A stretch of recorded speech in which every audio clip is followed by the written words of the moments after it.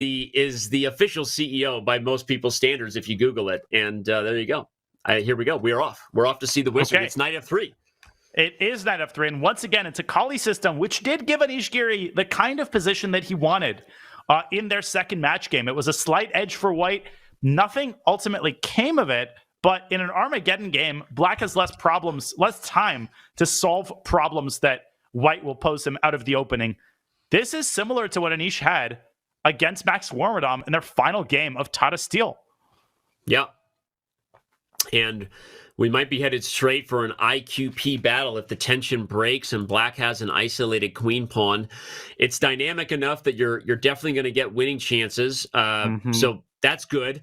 But IQPs have the potential to get real simple, real quick. If we get this structure and black finds a way to orchestrate d4, you can see a lot of minor pieces traded. So Anish is going to be careful here, maybe use his time advantage to keep as many pieces on the board as he can. Okay, knight e4, big move by Denis Lazavik. Now, in the event of a trade on e4, that's out of the question for white because the d4 pawn is a potential liability. White, I think, just has to keep the tension in castle. And Denis Lazavik brings the bishop out to f6. I like the opening setup here as he pressures the pawn on d4. Agreed, Town. Population us. Both players playing perfect chess so far. 100% accuracy for those who like to follow along with interesting stats at chess.com/events. Rook to c1 played now. It's a good move. And after you take e4, we're getting a big old simplification. A huge trade. A massive trade. I don't know. Anish is okay with it, apparently, but if you take with the queen, you're in an endgame. Even if you have a small advantage, I don't know about this bishop e6 and rook fd8, and I'm not even sure that white is better here. I mean, the engine is giving a minuscule advantage for white, but see, the problem is that Lazavik has only spent 30 seconds. He's gotten almost all the pieces off the board, and now he plays the right developing move, bishop e6. Rook to c7 is very tempting, but it can be safely met with rook to d7. And with every piece that disappears from the board, Denis Lazavik's defensive task becomes easier and easier. So I don't know. Anish is better. He's got some chances here, but he needs to demonstrate Magnus Carlsen level endgame precision if he wants to carry this one home. You said it. You said it best. I don't have much else to say. I'm sitting here racking my brain with how this goes differently. I think that, some players have openings in their tool bag that they know they have to use for win on command scenarios. If this doesn't work out and Anish is going back to the drawing board, you have to be a little critical about maybe not looking for something with more dynamics, something a little bit trickier. This is a pretty simple, and it's also an easy position for black to play, right? Because you look at the clock, he's only used a minute. He's only used a minute, and the big question here is going to be whether white's pass d-pawn is ultimately going to make its presence felt. Can you ultimately disarm the blockade the black has instituted on the bishop on d5? Also, the rook on c7 is a really unpleasant piece. Black is containing the rook, but it's still a really unpleasant position. So Denis Lazavik has to watch his clock. I would trade on c7 and play a move like g6. Make some luft so that you don't have to worry about the constant problem of back rank mate. g6, and I think black is more or less okay. Yeah. And not even a lot to analyze here. I think g6 is a great move. It opens up not just the luft, but prepares for the king to get involved and help. And what's the forcing way? What is the way that white creates something? You're probably bringing the king to e3. But okay, not a lot going on here.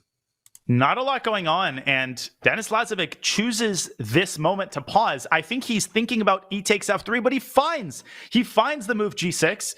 Anish Giri is probably going to bring his king up to f2. Anish's goal here is to keep the tension as long as possible, milk black's clock down, because at some point, flagging, as I said, Anish Giri is not, a noted flagger, but if he's got 3 minutes and his opponent has 10 seconds, and you've got two rooks on the board, obviously he's going to go for the win.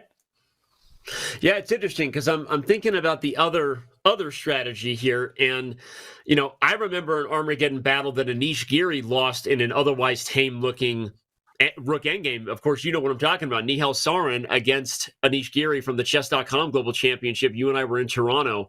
So there is something to the idea that there's no increment.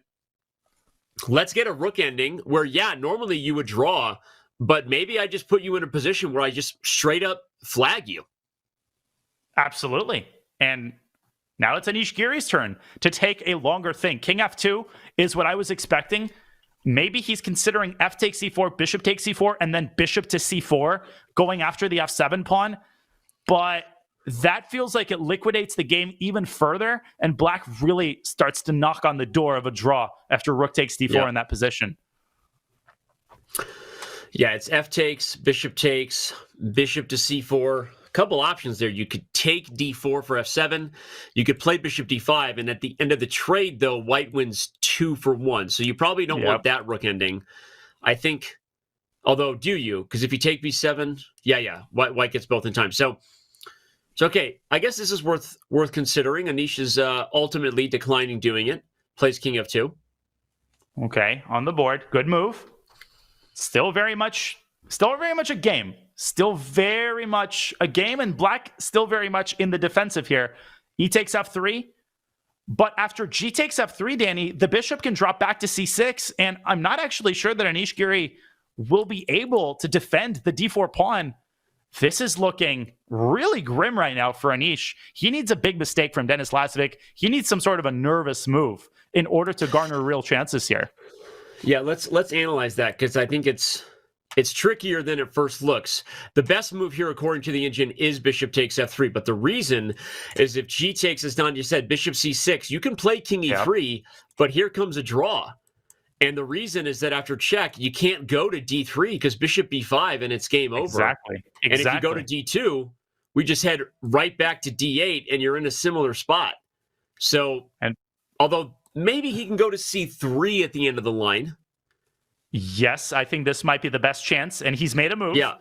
And it is, let's see what he's captured with. He has captured with... Look, he took with the pawn, but Lazavik didn't go for bishop to c6. Instead, which king is f8. Fine.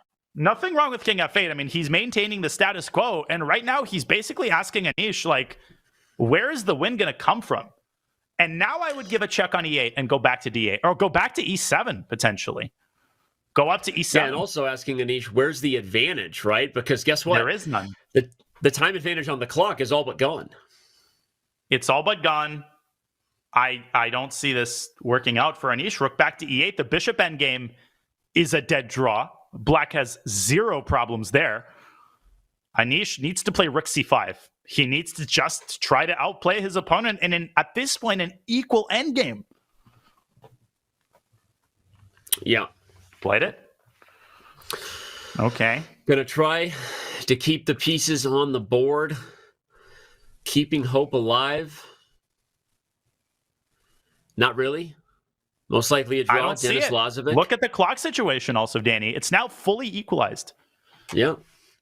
Mr. Lazavik sent Hikaru Nakamura to Division 2 and might be about to do the same to Anish Giri. The youngster. Incredible. I wanted to say the youngster from down under, but he's not from Australia. The Belarusian youngster. Okay, a6 now. Simply defend the pawn. And the key for Denis is not to panic here. The key is not to start feeling nervous, not to start, spinning the narrative in your mind. Oh, this is how close I am. Just play chess. Just play it as you would any other endgame. And he is a fantastic endgame player. I think he's got this completely under control. He's now up on time. King e6, king d6. I think Anish needs to try bishop c4 at some point, but it's all kind of a one-move threat. This is amazing. Agreed. Oh, but okay. But okay. But okay, what? Where's the threat? Okay, yes. Okay, right. you could have played rook d7, but this is simple enough. And who's going to be playing for a win here in a minute? Yeah. Probably black, given that he's up on the clock. I don't like rook c2 though. Okay, rook c2 is a very concrete move. Maybe I do like it. No, rook c2 and simply he's going after the a pawn. Okay. I don't. Sorry. Yeah, I mean, I'm turning around the thought that all black needs is a draw here. And again, I think that a lot of this comes back to the great bid from Denis Lazavik to put Giri in a position to win as white, not something Anish Giri probably likes to do. And amazing. Just amazing. Clinical. Denis Lazavik, clinical. It felt like Anish had no chances from the start of this game. Now look at the clock. Yep. He's down 40 seconds. So Denis Lazavik has the luxury of taking his time, and he's probably going to take the pawn on a2. My guess is that we're going to see bishop c4 by Anish, trying to get it into something like an unbalanced rook endgame. But even the move rook to a5 here, just keeping the bishop on d5, I think is good enough to hold the draw. Amazing.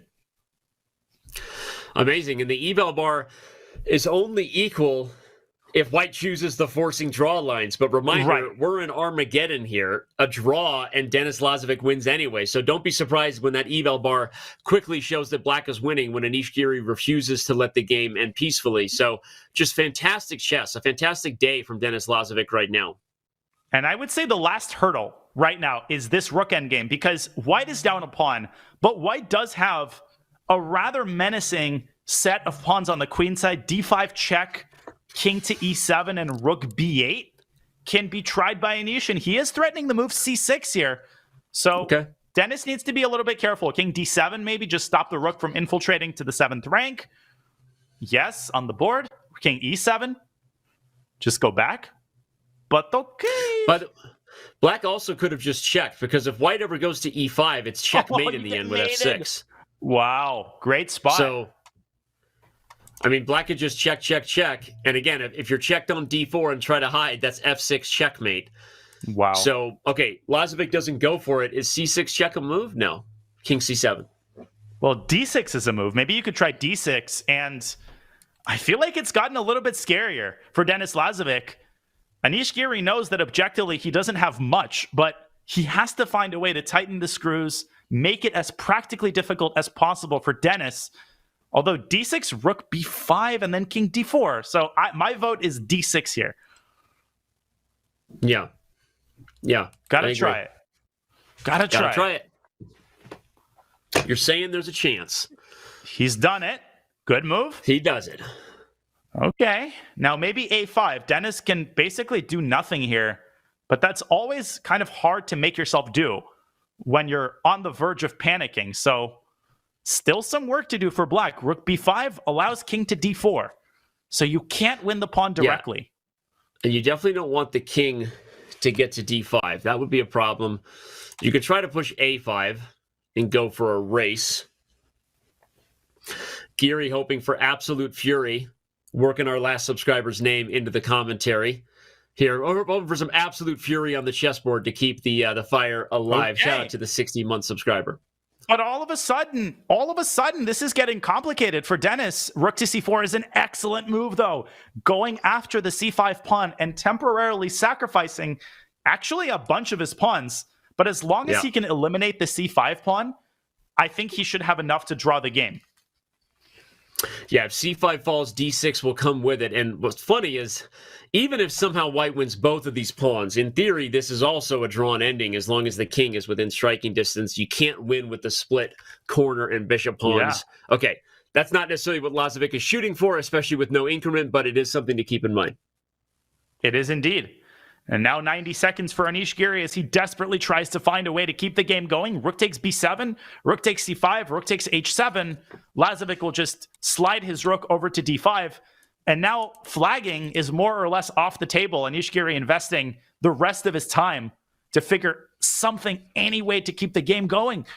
Rook d5. I mean, flagging is off the table for Anish, not necessarily off the table for Denis at this point. I mean, that's right. I mean, okay, you can take h4. You can also play rook d5. I think Anish even knows that this one is out of reach to expect a dub. I mean, Denis more than happy to give up the g6 pawn for the d6 pawn and get a Philidor position. The last hurdle for Denis, I would play g5 here and swing my rook back to h6. Just get rid of that d pawn. You could also go rook a4 and rook a6. I mean, I find it very difficult to imagine a way that Black could lose this. The only thing he should do is be careful on the clock, make a move. Also good, also great. Yeah. Simple enough. Yep. Rook retreats. Rook the rook E5, inches rook its way F6. over. D6. And Denis is not even going to give up his pawn, Danny. No. Denis is not even going to give up the G6 pawn. So that's it. This is over.